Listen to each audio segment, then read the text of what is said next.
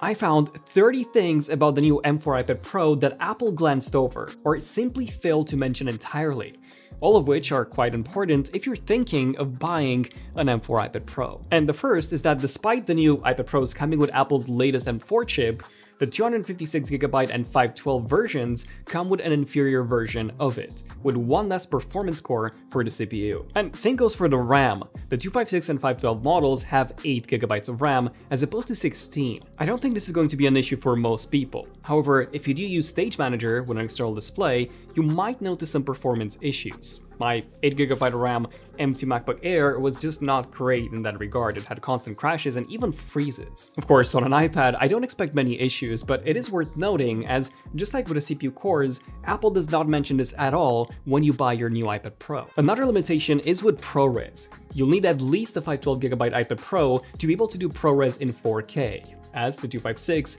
is limited to just 1080p. However, on the old M2 model, that limitation only applied to the base 128GB model and not the 256, meaning that Apple is most likely using a single 256GB NAND storage module now, as opposed to two 128 ones like before, which combined with the RAM and the CPU differences, I think that the performance gap between the low and the high-end models is going to be quite significant. And if you're like me and you love the fact that the new iPad Pros are both thinner and lighter, 100 grams lighter in the case of the 13-inch, you'll also love to know that when paired with the Magic Keyboard, the weight of the 13-inch should now get closer to the MacBook Air. Before, it used to be 1.392 kilograms compared to 1.240 of the Air. Now, it would be 1.289 with the old keyboard, but Apple made this new keyboard even lighter. They haven't disclosed the numbers, but I expect around maybe 1.250 or so for the total weight. One strange choice is that Apple removed the SIM slot, so if you want to use cellular, eSIM is now your only option, which can get very expensive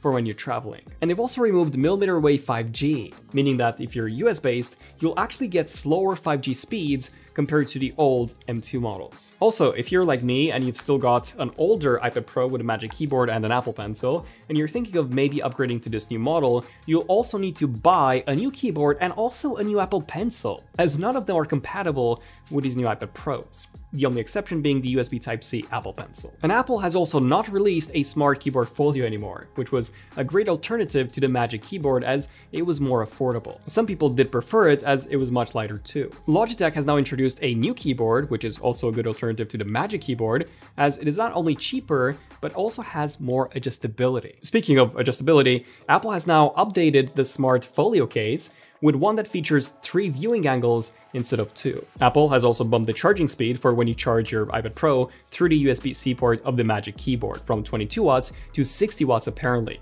However, they've now removed the charger from the box, so we only get a cable, a braided one that now matches the color of your iPad. And Apple has also updated the internal magnets for the Apple Pencil. Now that the Face ID camera has been moved to the side, reason why the 2nd-gen Apple Pencil is not compatible anymore. Marquez was wondering in his video why Apple did not put the magnets on the left. Well, it is because of the Magic Keyboard. Having the magnets on the left would have meant having the Apple Pencil very close to the keyboard when in use, making attaching it quite difficult. Another interesting Apple Pencil tidbit is that when you buy an Apple Pencil Pro, you randomly get one of these 5 unique box designs, and you don't know which one you're going to get, which is really cool. Although apparently Apple has now removed the Apple stickers from the box of these new iPads in order to make them more environmentally friendly. You will, however, be able to request stickers from the Apple Store when you buy a new iPad though, which is quite surprising.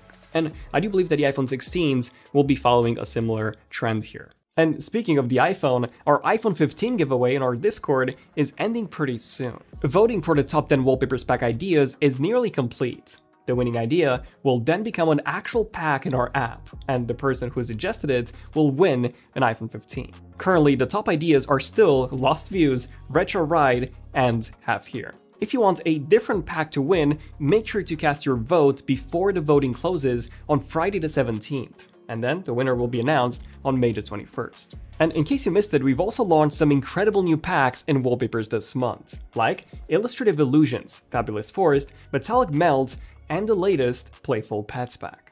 You can find all of these new packs in Wallpapers for both iOS and Android.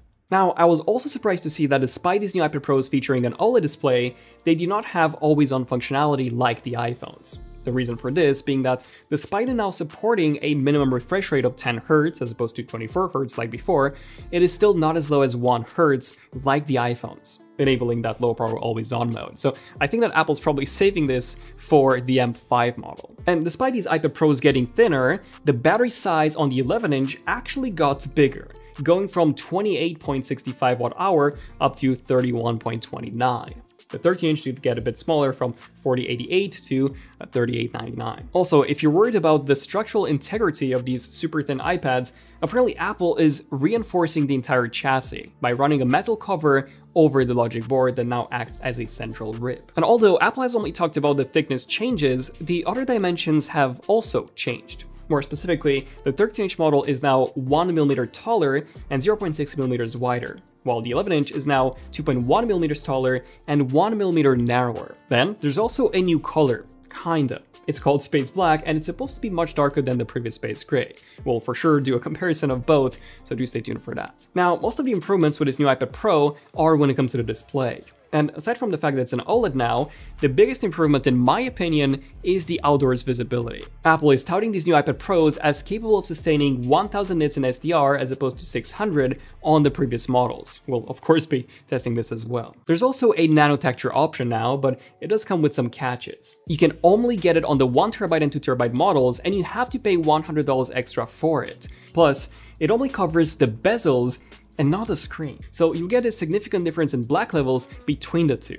And yeah, if you want to get those deep OLED blacks, just don't go with a nano texture option. And I'm also a bit worried when it comes to its durability. The nano texture coating on the Pro Display XDR was especially sensitive. Apple even gave you a special cleaning cloth for it. And now they're doing the same thing with the iPad Pro. The only difference being that, unlike the Pro Display XDR, you'll end up touching the iPad Pro all day, probably with your Apple Pencil too, so I'm a bit worried about its long-term durability. Now, if you're doing a lot of video calls, aside from that repositioned front camera, Apple has also made one more change, which is that they've actually removed one of the microphones compared to the previous model.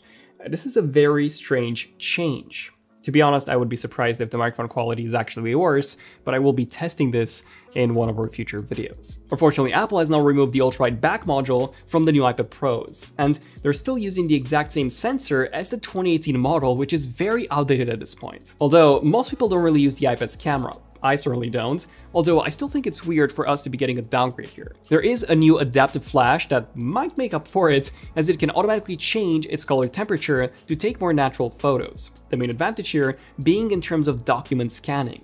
Apple claims that it can now automatically remove shadows as it takes multiple photos and then combines them to give you a realistic scan. And in case you were wondering what this weird black dot on the back is, this is actually a brand new Ambilight Sensor. I think this is probably there to help adjust the screen brightness outdoors, as Apple has also added a secondary ambient light sensor to the iPhone 2 with the 14 Pro, which was the first to significantly boost its outdoor brightness. Now, if you're curious about what sort of performance you can get from the M4 chip, the first M4 Geekbench score has been leaked, and they're showing a massive 25% performance improvement over the M3. Part of that being thanks to the new N3E manufacturing node, as well as the 2 extra performance cores, but part of that is also thanks to Apple's improved cooling. The new iPad Pro has 20% better cooling compared to the old M2 model, thanks to graphite sheets and the fact that the Apple logo is now made out of copper on the inside. We'll for sure be testing all of this soon. And I'm also thinking that since we have no M4 Max yet, in fact the M4 MacBook Air is only set to be launching next spring, I don't think that we're going to see another iPad Pro model until 2026 or so. So if you're thinking of getting this new M4, it will likely still feel fresh for quite some time. And if you're on the fence about it, then getting a refurbished M2 or M1 model is also a great option, as you can not only get them for significantly less, about $800 for the 12.9-inch model, but even the accessories will be cheaper as well. But yeah, stay tuned for my hands-on videos with these new iPad Pros in the next few days, and check out my thoughts on all the main changes right here. I'm Daniel, this has been ZONEofTECH, and I'll see you guys in the next one. ZONEofTECH, signing out. Cheers.